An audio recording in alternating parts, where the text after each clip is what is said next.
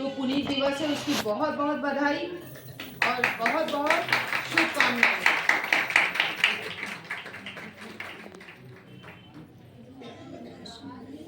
अभी आपने सुना, हे कृष्ण मुरारी आ जाओ, गोवर्धन धारी आ जाओ। ऐसी ही शुद्ध चित्त की पुकार, शुद्ध अंतःकरण की पुकार थी श्री कृष्ण चेतना अवतार देवी माँ जी की। और भगवान ने 31 मार्च 1972 में अपने लिपि रूप दर्शन हम सबको दिया श्री कृष्ण चेतना अवतार देवी माँ जी के पुनीत पावन कर कमलों द्वारा। और कहते हैं, अभी आपने सुना भजन में कि तुझे पाया चारों धाम पा गए। तो ये हम सबका एक भाग्य था भी और है।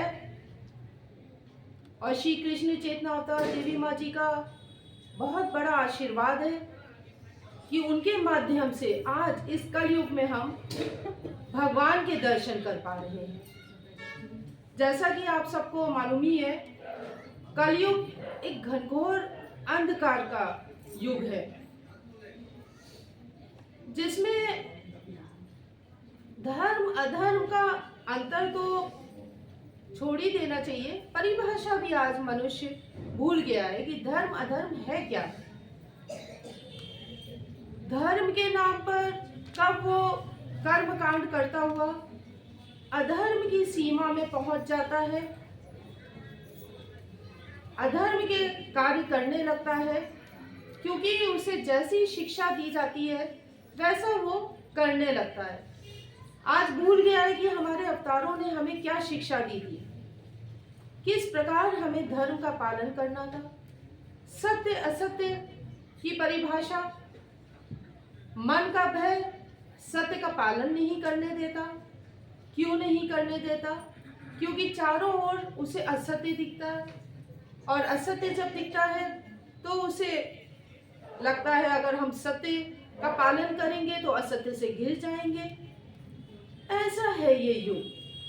तो ईश्वर लिपि रूप दर्शन में जब आए तो हम सब मानवों को, संसार के संपूर्ण मानवों को धर्म की परिभाषा तो दी, धर्म का ज्ञान दिया, धर्म की शक्ति दी, सत्य का आधार दिया,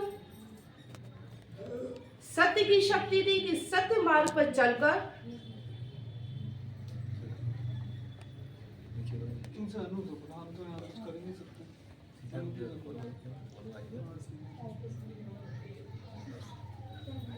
सत्य मार्ग पर चलकर कभी किसी का जीवन बाधा में तो हो ही नहीं सकता। बाधाएं आके कट जाती है सत्य के सामने। ओम ईश्वर का रूप, आत्म शुद्धिकरण है। ओम शक्ति का संचार है। वो पवित्रता शब्द है ओम, जो हमें ईश्वर से जोड़ता है।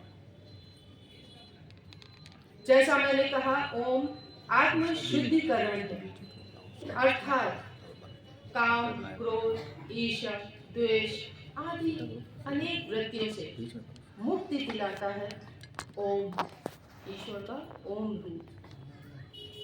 क्योंकि ये वो वृत्तियां हैं, बुद्धि का नाश होने से केवल ये नहीं है कि वो गलत निर्णय लेने लगता है, बल्कि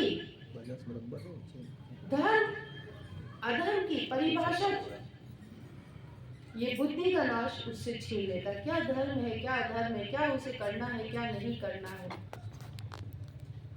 और उसकी चेतना असुरत्व की ओर बढ़ जाती है।